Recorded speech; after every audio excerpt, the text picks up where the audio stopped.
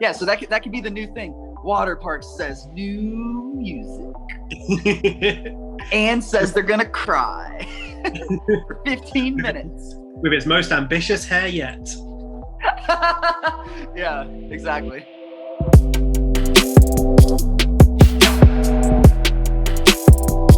Hello, my name is Ali Shuttler, and I'm joined by Austin from Waterparks for the latest of our In Conversation series.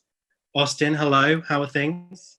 We're just talking about, but yeah, I mean, as soon or as good as they can be. Not as soon. I messed up the first sentence of this whole thing. My life is just trash. No, I mean, about as good as I can be, I guess. I mean, just I've been sitting at this desk working on things, trying to be too busy to remember how terrifying everything is. Yeah, nice little bit of shrubbery there.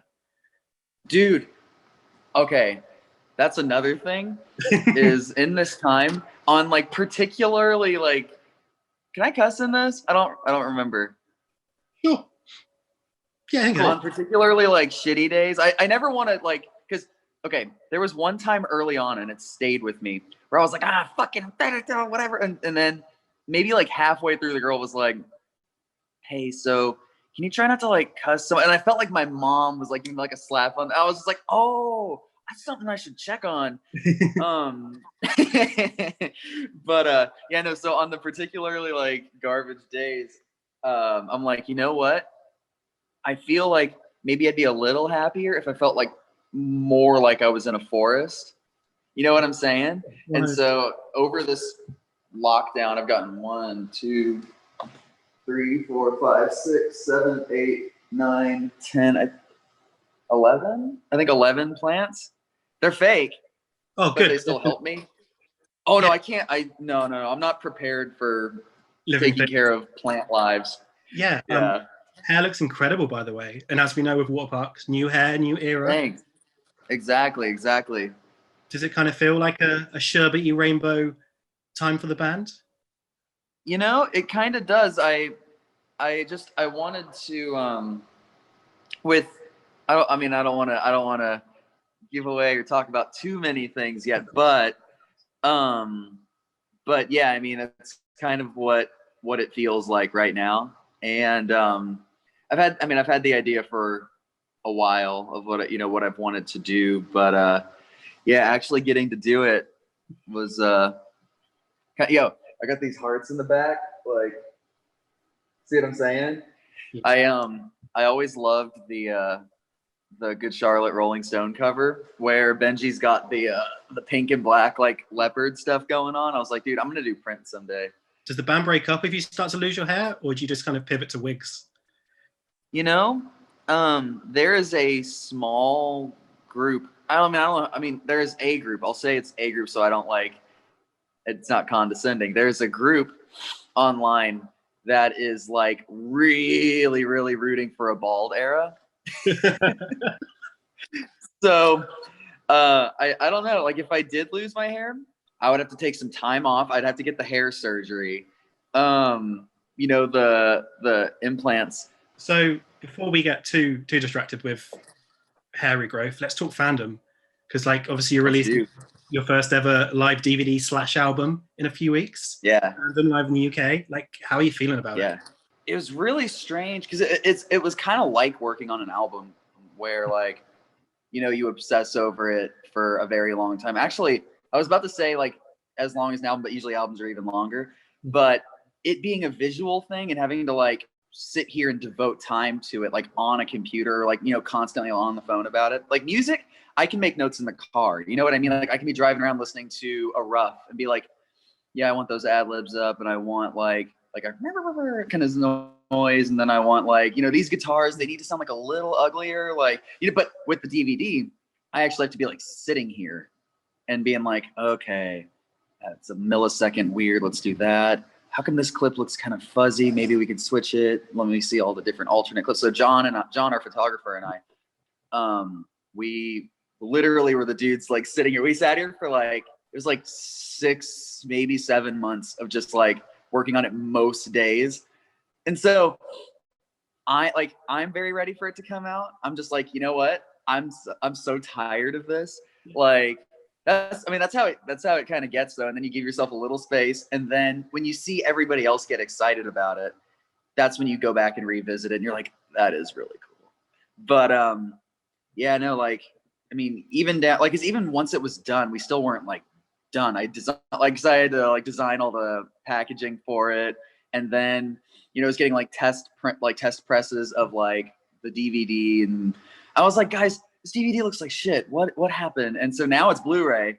Fuck yeah, and get it from the label. It's gonna come with the digital download. Everybody watching this, don't freak out. But it's live album blue. But it's like nobody says like our first live Blu-ray. It's like a live CD DVD. Like that's just what it's called. It's like a live like yeah.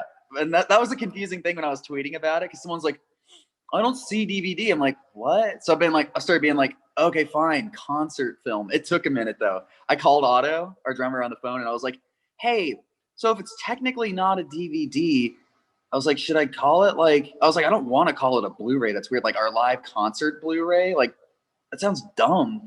And then I was like, we were going back and forth. I was like, well, I can't call it a movie because it's not like eventually we're going to do that kind of thing, but it's not a movie. So yeah, it was now I'm calling it a concert film.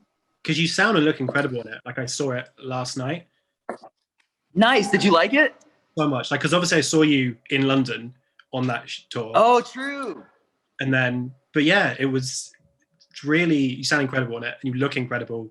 I like how like all the people sort of come out, and it's entertaining, which I think with some concert DVDs, you're kind of going,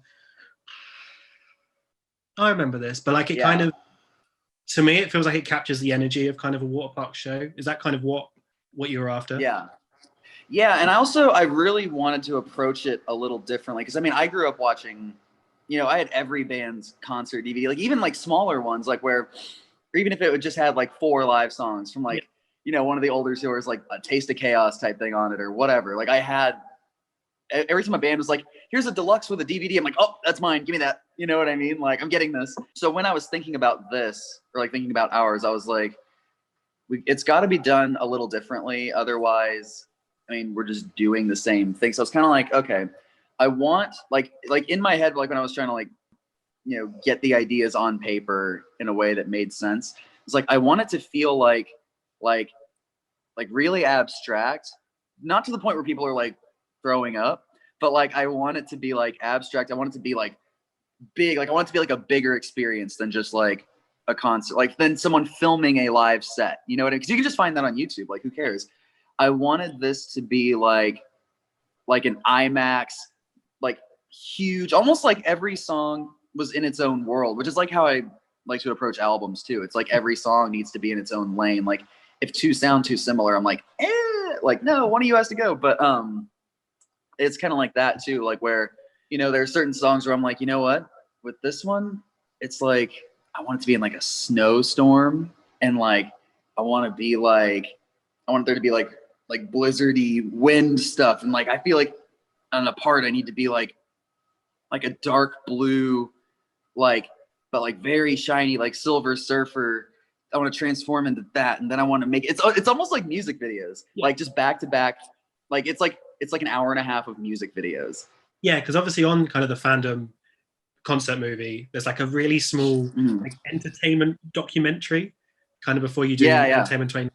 Like, is that something you'd like to do, like a whole Waterparks documentary? I do want to eventually, and I've talked to John about it, because he's got like the vast majority of our footage. Like one thing that I've like really been kind of working on, I guess, is being more open to other people's input, or like I don't want to be less collaborative, because I could easily just sit here at this desk by myself and just block everyone out and just be like, yeah, you know what I mean? And like just do a bunch of shit. But I look at like everyone, like a bunch of people that I love artistically, or people whose products that I love, or projects, I guess I should say. Products feels kind of dirty. And I see that they have like a lot of people helping. You know what I mean? And so sometimes I wonder to an extent, like how much I can really accomplish, you know, kind of on my own-ish. But I mean, you know, and we still have like Zach, who produced Fandom and have been, you know, and did Lowkey and stuff like that. But I don't know, like part of it's a really weird thing where like we had to do so much on our own for so long. Yeah. It's like hard to trust delegating. Where we came from, it was like nobody gave a shit about us. I learned how to make all our stuff, like our shirts, all the merch, all the flyers. Like was like printing them up, doing the promoting, and made our website. You know, I handled all our stuff. I booked everything. I promoted everything. Like, you know, like it was like a whole thing. But I've been like working on trying to be like less like precious about everything. You know what I mean? Like, I mean, still be precious about it because, like, you know, we're a very detail oriented thing. But not be not. I'm trying not to micromanage everything because I feel like it's bad for my brain. Yeah, I can imagine. So what is it kind of about concert movies that kind of, or DVDs or VHSs as they were probably back then, like that kind of that you like so much as a kid? Like which ones were kind of your go-to? Yeah, no, Life on the Murder Scene was number one. I watched that religiously. Like, you know, I had friends that would come over, like friends that would do like local bands with or whatever, and we would just watch it. They were like over and over, like every day. It was a thing. But that one, the Blank one, I would watch. I got all the Louder Now, Taking Back Sunday ones. You know what I mean? Where like they would play stuff from Louder Now, and then they'd be like, you know, messing around and goofing off, and you know. So I was always like, oh, Adam Lazzara is so cool. I wanted to be Adam Lazzara bad. I had the Motion City soundtrack one. I had the Senses Fail one. I had, and then there were some that were just like full on concert DVDs. Like I had AFI, Coheed and Cambria. There were like some random ones too. Like I didn't even know who they were, but there was a CD warehouse, maybe like 10 minutes from me. And I would go there and just look at the concert DVD section and be like, you know, this one's only $3. I wonder who this is. This one, you know, like, you know, I would be like, you know, because I mean, I also didn't have any fucking money. So it's just sort of like in high school, like, oh, I wonder what that is. That's probably pretty cool. Speaking of tours, you obviously just announced it. Okay, want to see that little segue? Thank you. You're so good at connecting the pieces. Like, it's a skill. And I'm making the picture. But yeah, obviously, there we go. You've got that big UK tour next year. You've got kind of your biggest ever headline shows. Like, you know, 8 months ago, but how are you feeling right now about them?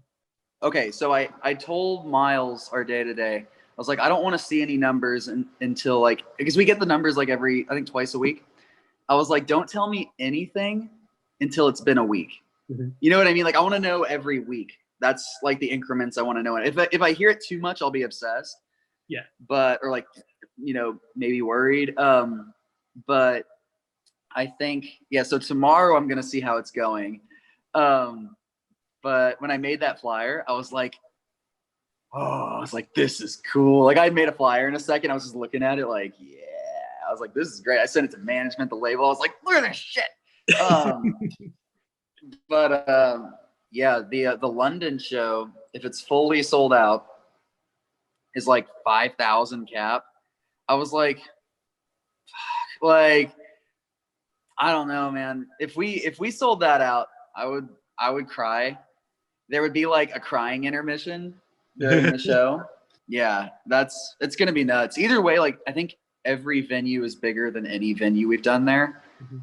So we'll see how it goes, especially during these times. I'm very, very thankful to everybody that's you know, gotten tickets, even though we're in such a strange time, you know, because everything is very uncertain and kind of like up in the air. That, you know, for people to like commit to something that far out, it's like it's extra nice, you know. It's like extra sweet. It's like when people would buy tickets before, I was always super thankful, and like I recognize like how, you know, good that is, because we've done we did those shows for years where like, you know, we go to like Austin, Texas, and we literally played to 5 people. 3 of them were our friends that opened the show. Then there was like a girl and her mom. Like, you know, like we did those shows. So, you know, when like 1,500 people come out. We're like, ooh, like across the world. It's crazy. Like it's not like taken for granted at all. So I'm saying for anyone to buy tickets, especially in this time, like promoting a tour on hard mode, it's very sick. Yeah. I mean, and obviously you've already released kind of Lowkey As Hell, but kind of will there be more new music by then? Do you think? Do you hope? Do you know? Yeah. Yeah. There's definitely some stuff that I want out there sooner than later. And that's in like June. Yeah. So yeah, we're gonna have some music going by then. Was it kind of so that could be the new thing. Waterparks says new music. And says they're gonna cry for 15 minutes. With its most ambitious hair yet. Yeah, exactly. I mean, was it written with kind of the new stuff written with kind of those big shows in mind? Is any part it's like, oh, this would be good in front of 5,000 people? Sometimes yeah, sometimes no. And like honestly, it's kind of always or almost always been that way where like I remember even back on like Cluster, like when we did like Crave, I was thinking of hearing that in a bigger, now it's not even on the set list, but like I was thinking of like you know what I mean? Like I was thinking of hearing that in a huge place, or like, you know, Mad all the time. I was thinking about that in like a pavilion, you know, like an outdoor, like whatever. I was like, that'd be crazy.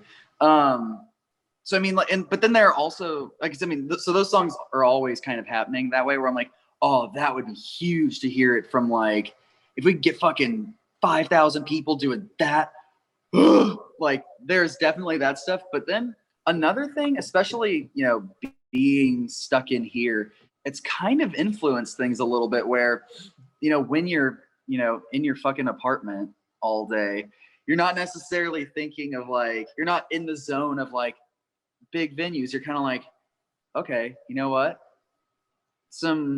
Let's do like some kind of like undergroundy, like more like this, or like some more chill stuff, or some more, you know what I mean? Like it just kind of, I feel like the environment you're in definitely dictates what you make in some way. It sucks. Like I want to go places so badly. It's hard to be creative some days when everything that you're taking in is pretty like, you know, just monotonous. You know what I mean? It's just the same thing.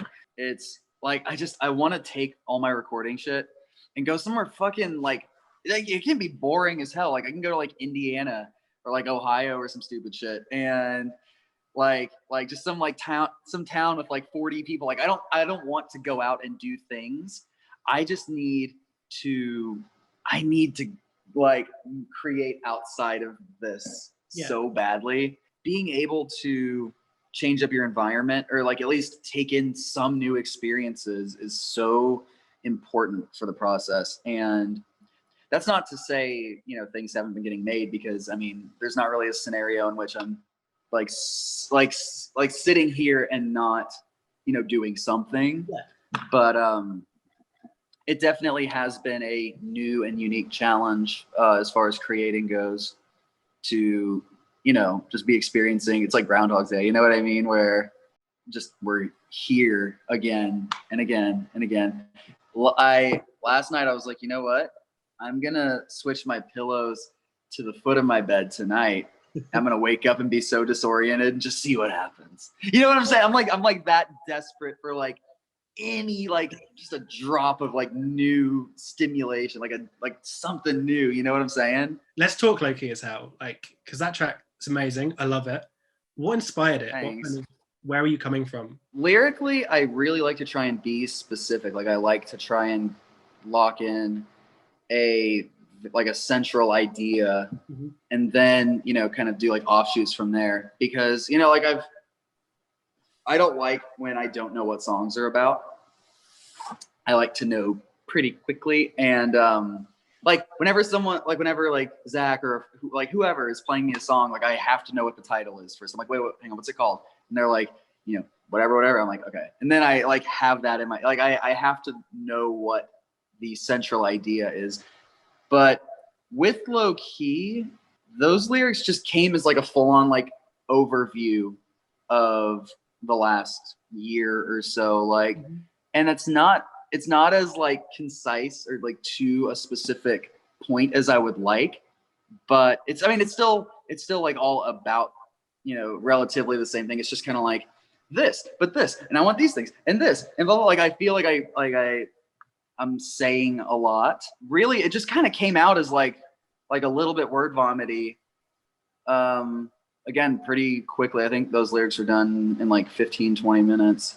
Yeah, it just came out as like a general overview of, you know, how we've been doing, like, you know, with Fandom coming out, you know, life in that time, and like kind of, I don't do a lot of reflecting. I'm trying to be better about that and trying to be more mindful. But I feel like that's kind of what that song is. Because obviously you've got lyrics like, you know, what's the point of being great if I'm great and alone? I'll probably die in my apartment I couldn't afford last year. Like, is everything okay? Man, what is okay right now? Point to the thing that's okay right now. The coffee okay? It's a little cold. No, it's fine. It's good. I found the good coffee. I'm cool there. And that's another thing. That's a good thing to do, because, you know, I'm trying to train my brain out of that as well, being like, yeah, I mean, like, what is good right now? And you saying, how about the coffee? You're right. It's like you like I was good about it for a minute, but it's kind of hard during all of this. Recognize the little things and like take any little win you can get. You know what I mean? Like, oh, I forgot I had that shirt. Cool. Boom. Or like, coffee's pretty good today. Or like, oh, you backed into your parking space so that way I can just pull out. That's so cool. Like, you know what I mean? Like take any good little thing and just acknowledge it.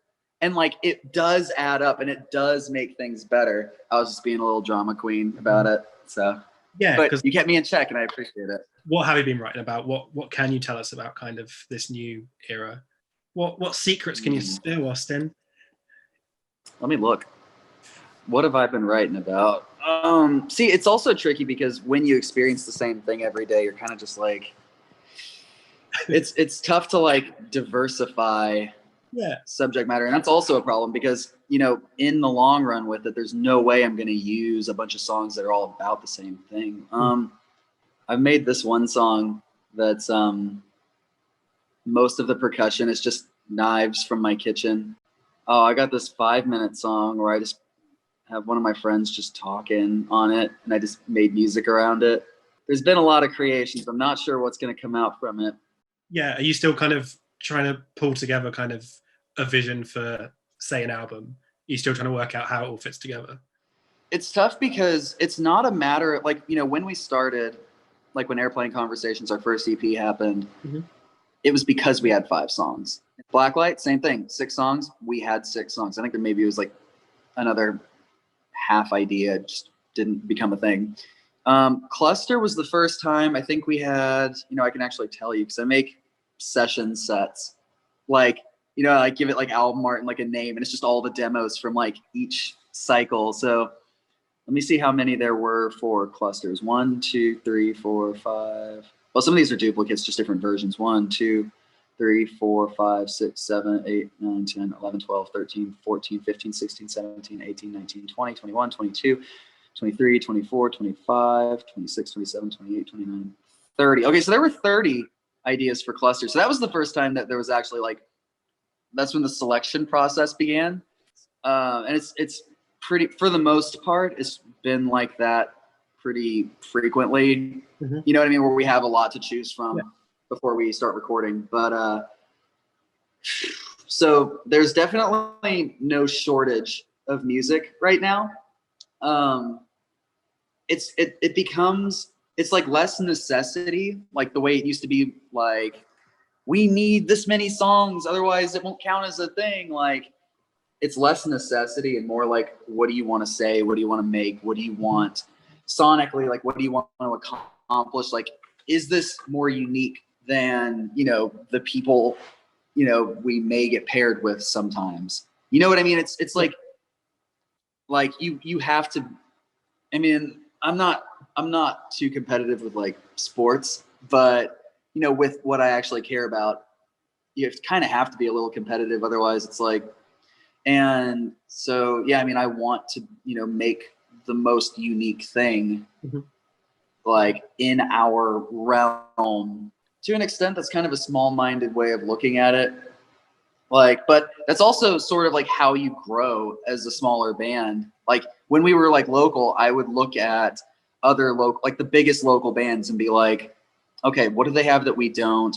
What are they like? I would like think about it, or I'd, you know, look at their stuff and then be like, okay, well, the way you can do that better is this.